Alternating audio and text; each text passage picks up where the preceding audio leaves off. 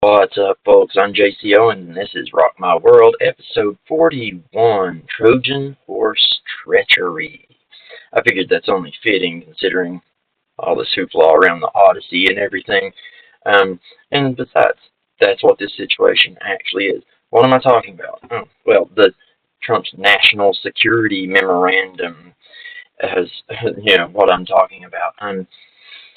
You know, I know that the government would frame this, and he would frame this as being, something to keep Americans safe and, to increase our national security, and, it's supposed to go after all these terrible, foreign hackers and scammers and stuff.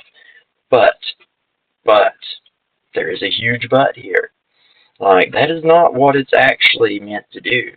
You see, if you've studied the WEF and their, you'll own nothing and be happy future, along with their public-private partnerships and all that, like, you'll notice that this is indeed aligning with that exact outcome, their public-private partnerships. This little thing he pushed through will, it'll start, blurring the lines even more between what is the state and the military and private companies like these tech firms, right? And that's a key component of the WEF's agenda for global technocracy, is to blur these lines and to have them become one thing. Remember, I told you the whole point is to eventually get rid of governments altogether in lieu of this global technocracy. Well, this integration will start that. Remember, I told you, even if the government went away, the technocracy would remain. And this is going to be one of the main reasons why. Because by the time everything goes down, they will be so integrated, they will be one in the same. The governments will just kind of fade into the background as the AI and their experts start to take over. This is supposed to be something that happens so seamlessly that you don't even notice it. This is the nature of the Trojan horse, is to hide it in something that you won't immediately fight back against. You think is for your own good, but I assure you, it is not. See, this is what I keep trying to get through to people. All of this right versus left, Iran versus U.S., China versus the U.S., Russia versus the U.S., East versus West, however you want to put it. Like, this is all yesterday's news. This is all old school stuff that doesn't matter anymore. China, Russia, Iran, USA, France, Belgium, Great Britain, you name it, every country has already signed on to this. All these governments are already going this direction.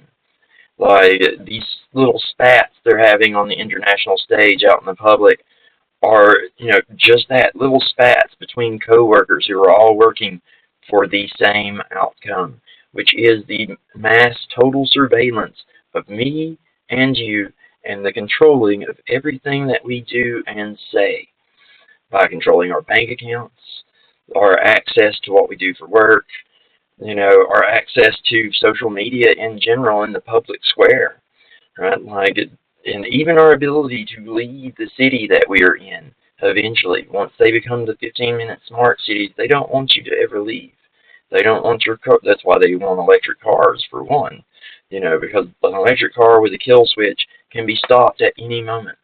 It can be remotely controlled and, made to bring you to them, just like it did in that movie Minority Report with Tom Cruise. Y'all remember that one? Yeah, that movie has a whole lot of interesting stuff in it that would apply to today and the systems that they are building. If you haven't seen it, you really should see it. I'm no big fan of Tom Cruise's personal life choices being a part of Scientology, Scientology being connected to Aleister Crowley and a whole lot of dark, magic and Freemasonry and all these other kind of things. Yeah, I'm not going to say that Tom Cruise is a great guy and, you should fucking be his, number one fan, but some of the movies he's in does have a lot of predictive programming and a lot of stuff that's very interesting when it comes to the stuff that they're doing today as far as our government and the globalists. And yes, like Scientology plays a part in this. obviously through its connections, like back to Aleister Crowley and, L. Ron Hubbard's, being part of the military. Uh, it's, you know, it's a thing. But I digress. Either way, like, it remains the case that this little national security memorandum is a trick. Like most of the things that either side pushes through, they will use fear and the things that you want in order to get the things that they need and want.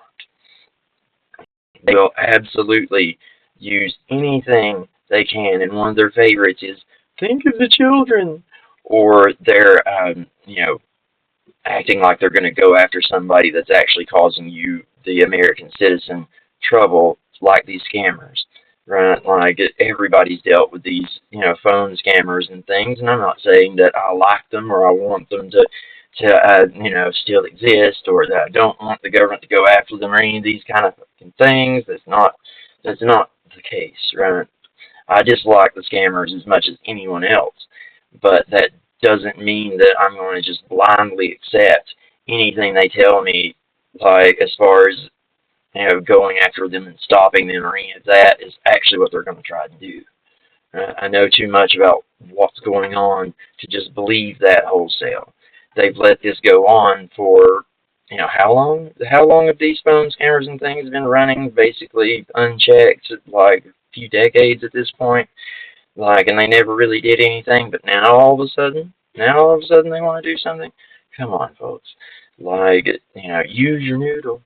Right? Like, my little brother used to watch that show PB&J Otter, and they had that little song, like, use your noodle, do the noodle dance.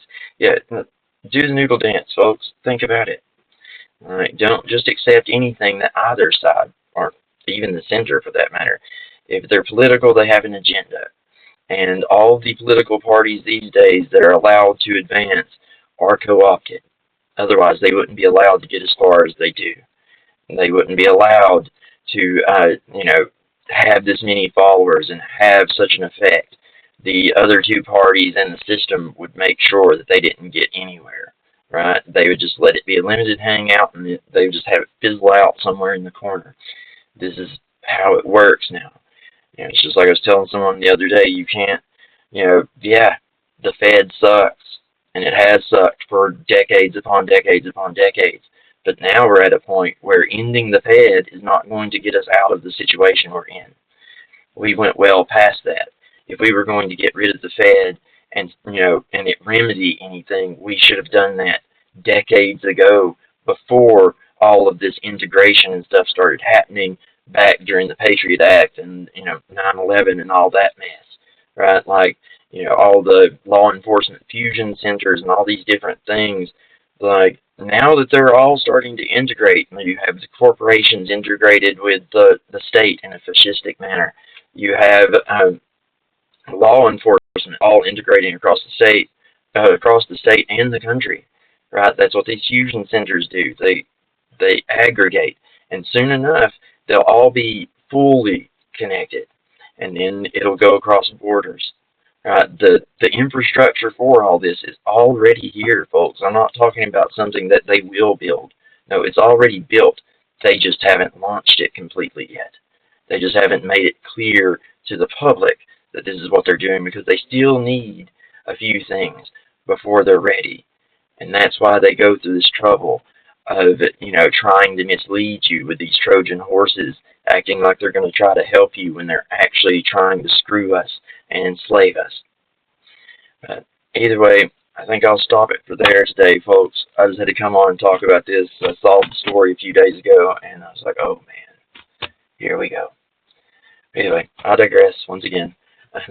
As always, much love and peace out, folks.